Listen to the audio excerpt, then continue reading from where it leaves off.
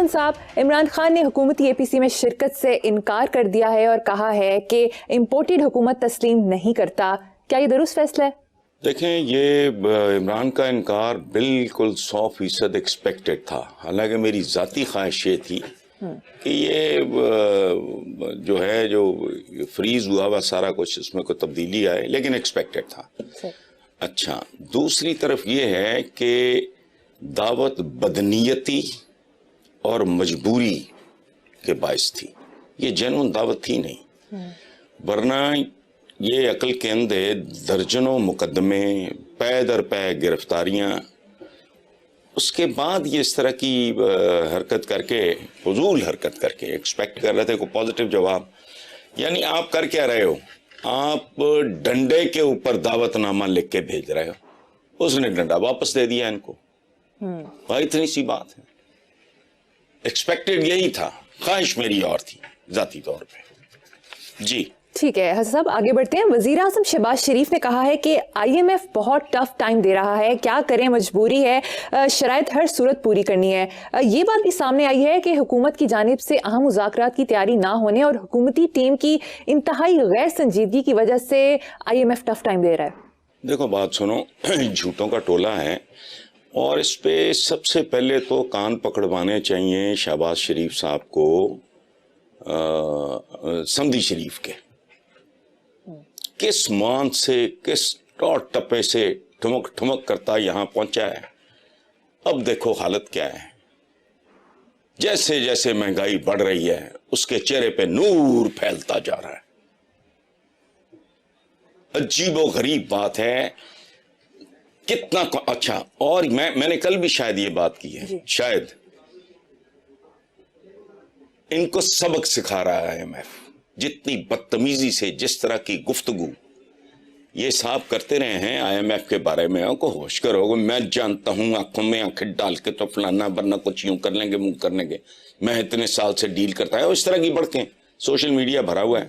اچھا، اب ایک طرح دیکھا جائے تو آئی ایم ایف اس ملک پہ بہت بڑا احسان کر رہا ہے. میں چاہتا ہوں کہ وہ ایک دو قدم اور آگے جائیں. مثلا انہوں نے کہا سرکاری ملازمین جو ہیں، یہ گریڈ فلاں سے گریڈ فلاں تک ان کی جائیدادوں کے اس میں چکر نہ یہ دینے کی کوشش کریں گے. اس کی وجہ ہے یہ جانتے ہیں کہ اس کے بعد ان کی باری آئے گی. بیوروکریسی کے بعد اگلے فیز میں وہ کہیں گے اپنا بتاؤ، اور پھر چل سو چل. ٹھیک ہے، اب وہ کہہ رہے ہیں ٹیکس نیٹ بڑھائیں، حکومتی اخراجات کو کم کریں. حکومت نے کل ایک معاون خصوصی بھرتی کر لیا. اندازہ لگائیں، یہ اس ملک کے ٹاپ پہ سوائے بندر بانٹ کے کچھ نہیں ہو رہا. پاکستان ایک کیک ہے، کسی کو کوئی پرواہ نہیں کہ لوگ بھوکے مر رہے ہیں. ہر بندہ اپنا شیئر، اپنا تھوبڑا اٹھا کے پہنچا ہوا ہے، پنجے نکلے ہوئے ہیں، وہ اپنا مانگ رہے ہیں. اچھا، اب 78، وہ تم کرتے کیا ہو؟ ملک کے سال میں لوگوں کا کیا حال ہے؟ 78 بندے. یہ کیبنٹ ہے؟ یہ کیا ہے؟ اچھا، کوئی شرم نہیں، کوئی حیا نہیں. اچھا، کروڑوں کی رشوت جو ہے وہ ترقیاتی کاموں کے، یہ ہمیشہ سے ہوا ہے. ترقیاتی جتنا آج تک، میں کہتا ہوں باہر سے کوئی بلائے، کوئی بندہ ہے کہ ملک کی معاشی بربادی کے اسباب کیا ہے، ایکسپرٹس بلائیں سارے باہر سے، پروفیشنلز جو کسی کو جانتے نہ ہو. وہ 6 مہینے میں 3 مہینے میں سارا کچا چٹا ہاپ.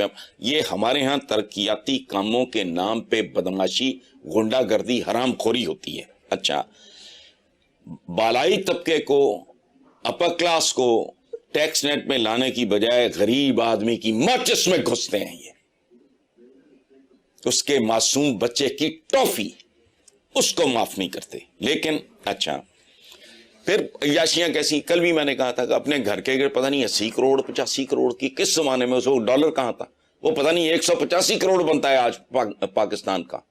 وہ سیکیورٹی وار، وہ تم بھوکے ننگے لوگ ہو.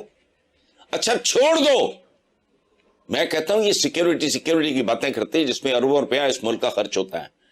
تم اتنے بزدل ہو یا تمہیں جان اتنی عزیز ہے تو چھوڑ دو، جاؤ کوئی اور کام کرو. کرنا بھی ہے، لوگوں کو سڑکوں پہ ذلیل بھی کرنا ہے, ان کے رستے بھی روکنے, ان کے حصے کا, ان کے بچوں کے حصے کا رزق بھی کھانا ہے. اچھا, اب 35 روپے کے بعد مزید یہ خبر پائپ لائن میں ہے اور ایکسپیکٹڈ تھی کہ 30 روپے اور بڑھے گا. منی بجٹ ابھی رستے میں ہے. اچھا, لیکن وہی بات میں نے کہا, مجھے دیکھ کے ویسے بڑی عجیب کمینی قسم کی خوشی ہوتی ہے جب میں دیکھتا ہوں سرمے والی سرکار جو ہے, ضیاء الحق کے بعد پہلی سرمے والی سرکار, یہ ان کے نقش قدم پہ چلنے والے لوگ ہیں. جب میں دیکھتا ہوں ٹی وی پہ اسحاق ڈار کو, میری طبیعت باغ باغ ہو جاتی ہے. اتنا نورانی چہرہ میں نے نہیں دیکھا. جی, آئی ایم ایف نے شرطیں لگا دی ہے کہ گریڈ 17 سے 22 کے افسران کے اثاثے عوام کے سامنے رکھے جائیں, تو کیا حکومت آئی ایم ایف کی اس شرط پر منون عمل درآمد کروا سکے گی؟ اگر چاہے تو کروا سکتی ہے. حکومتیں کیا نہیں کر سکتی, حکومت کیا نہیں کر سکتی. ناجائز حکمران, ایک پاپولر ترین پالیٹیشین وزیر اعظم کو, اس کا تختہ الٹ سکتا ہے, اس کو پھانسی چڑھا سکتا ہے. حکومت تو کچھ بھی کر سکتی ہے. وہ سنا ہے نا, ایک بندہ وہ بیوی اس کی بستر مرگ پہ تھی, اس نے کہا کہ تم پلیز اپنے آپ کو سنبھالو, میں تمہارے بغیر میں زندہ نہیں رہ سکتا. تو اس نے مرتے ہوئے کہا کہ اس کا مطلب ہے تم دوسری شادی نہیں کرو گے. ہاں, اس نے کہا میں پاگل ہو جاؤں گا تمہاری جدائی میں. تو اس نے کہا کہ یہ اس کا مطلب تم دوسری شادی نہیں کرو گے. انہوں نے کہا پھر پاگل تو کچھ بھی کر سکنا. یہ وہ لوگ ہیں, یہ چاہیں تو سب کچھ کر سکتے ہیں. لیکن یہ کریں گے نہیں. اس کی وجہ ہے یہ جو سلسلہ شروع ہوا, اس کا لاجیکل اینڈ کہاں ہوگا, یہ آپ مجھے بتا دو. اس ملک کا جو اصل جو کھانے والا ہے, اس کو نچوڑنے والا ہے, اس کا وہ تو اقتدار میں رہنے والے سیاستدان ہیں. جتنا بڑا منہ تھا, جتنا بڑا منصب تھا, اتنا ہی بڑا منہ تھا اور اتنا ہی بڑا حرام تھا. اچھا, یہ ہماری جو اشرافیہ نہیں ہے, یہ بدماشیہ ہے. یہ کر سکتی ہے, کرے گی نہیں. ڈنڈی ماریں گے, لٹکانے کی کوشش کریں گے تاکہ معاملہ ان تک نہ پہنچے. تو بے شمار طریقے ہیں. اور دوسری بات یہ, ان کو بہت زیادہ محنت کرنی پڑے گی جو بالکل نہیں کریں گے. وجہ ہے جو بیوروکریٹ لوٹتا ہے, اوقات اس کی کیا ہوتی ہے, ٹیک ہوم. میں تو ہمیشہ کہتا ہوں کیا ہوتا ہے, وہ جو اربوں کی کمائی ہے وہ دائیں بائیں کرنے کے لیے 1001 طریقہ ہے بھائی. بے نامی تو چیز مغل کر دیتے ہو, پیسہ باہر. یہ منی لانڈرنگ کس کو کہتے ہیں, کون کرتا ہے؟ میں کرتا ہوں. تو اس لیے, لیکن آئی ایم ایف تو پھر آئی ایم ایف ہے نا جی, اوپر اللہ نیچے بھوکے ننگے عوام, یا پھر آئی ایم ایف. لیکن انہوں نے ایک بہت کمال کا مطالبہ کیا, میں تو ان کو سلیوٹ کرتا ہوں. پکڑو ان کو کان ان کے اور مروڑو. بیوروکریسی سے شروع ہو, پھر چلتے چلتے پہنچو جہاں تک پہنچنا ہے, کہ اس ملک کو یہاں تک پہنچانے والے لوگوں کے سامنے تو آئیں. یہ ابھی جاوے میں لگے ہوئے ہیں, تو ان کی نسلیں رڑ گئیں.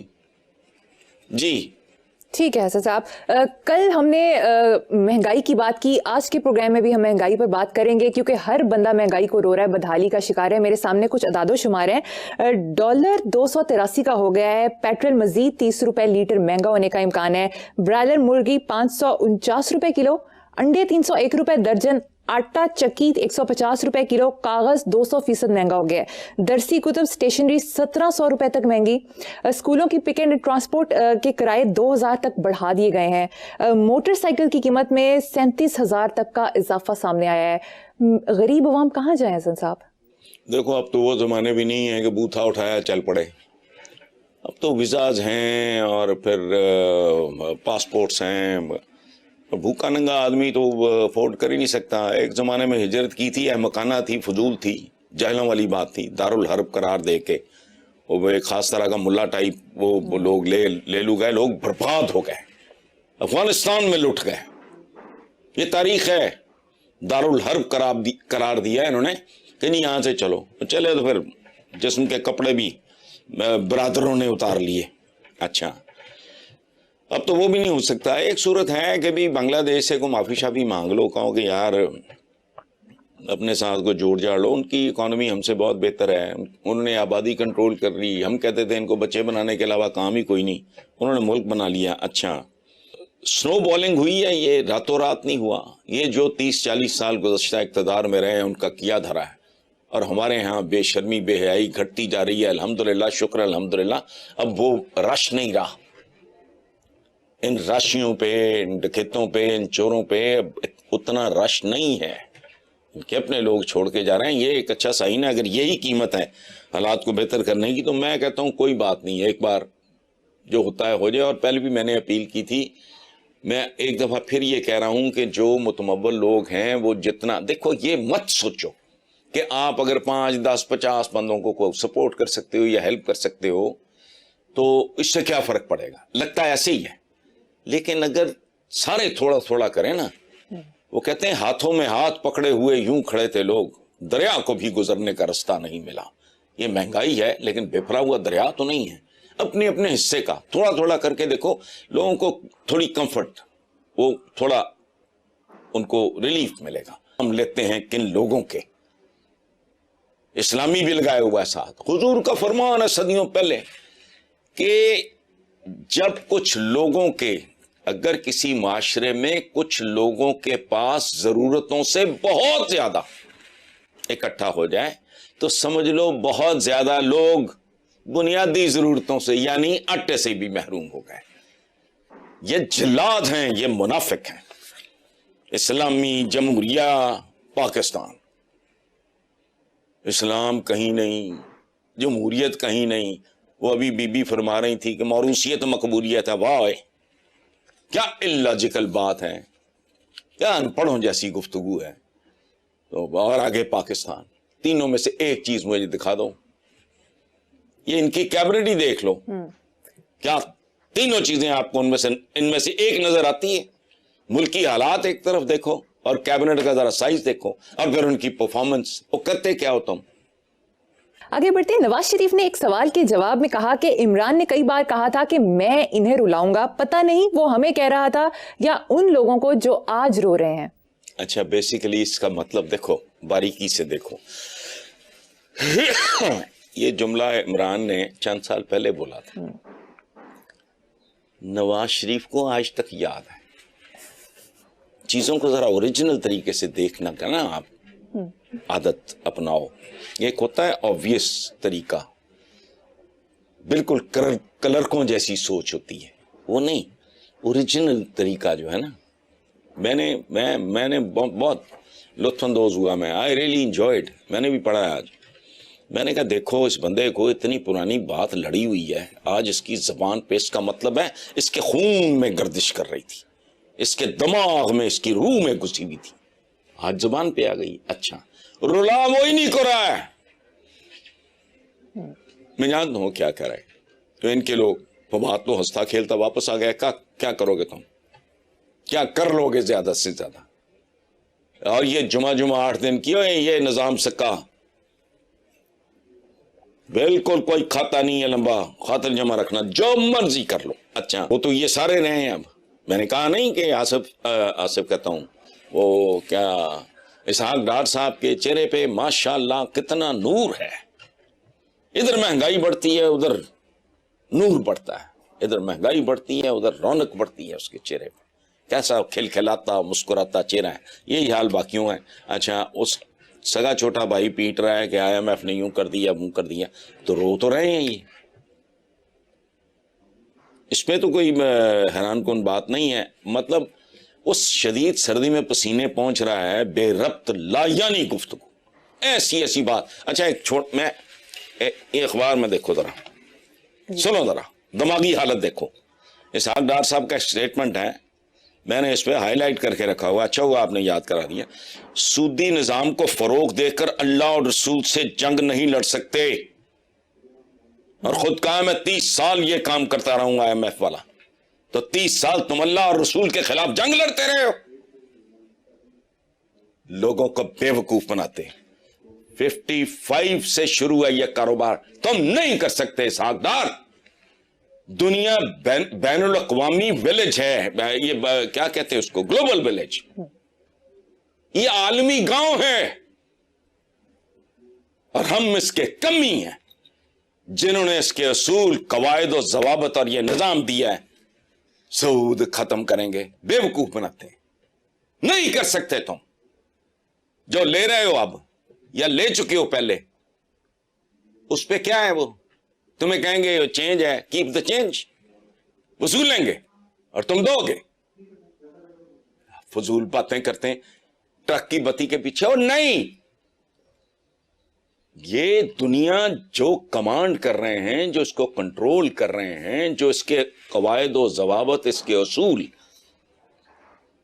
इस सिस्टम जिन्होंने कार्व किया है, ये उसके मुताबिक ये मशीन है। अब कैसे रोकोगे इसको? सीधा दिन दिहाड़े बेवकूफ बना रहा है। हम अल्लाह और रसूल लोगों को एक्सप्लॉइट कर, तुम 30 साल कर